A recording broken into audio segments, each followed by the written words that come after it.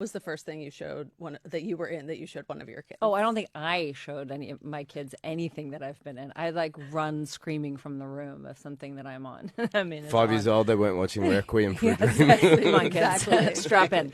Don't take drugs. Right. Yeah, no. After kindergarten, come home, honey, and yeah.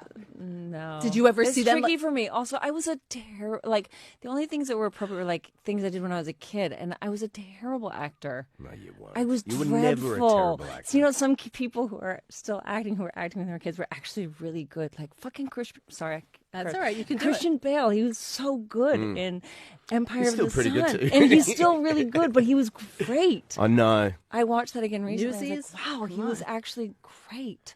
Yeah, No, yeah. me not so much. I mean, I do have regrets in that regard. I wish I could take a handful of my earlier jobs and shoot them in a cannon into outer space and have them obliterated. Yeah, you're right about that. But I wouldn't show. My kids have watched me on an interview or two on Australian like morning TV.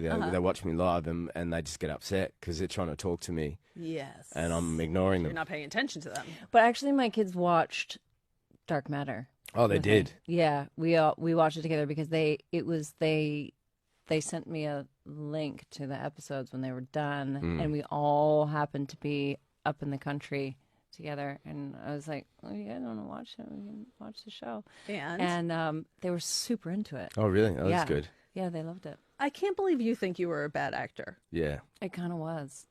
I don't know if I'm good now, but I was really bad then. You are. Thanks. I think you're on the higher spectrum of like really good to excellent. You know, I never thought you slipped Anyway, let's beyond. move on. But yeah. Wait, I'm so curious. When was the moment that you realized, like, okay, I'm not bad? Oh, I don't know. I'm getting this morning?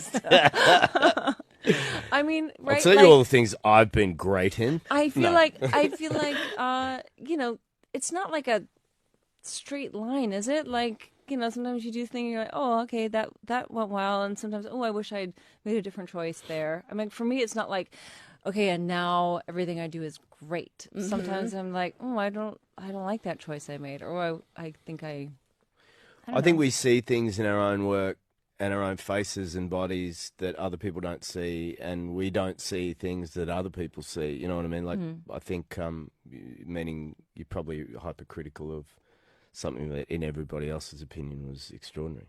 it's very sweet of you.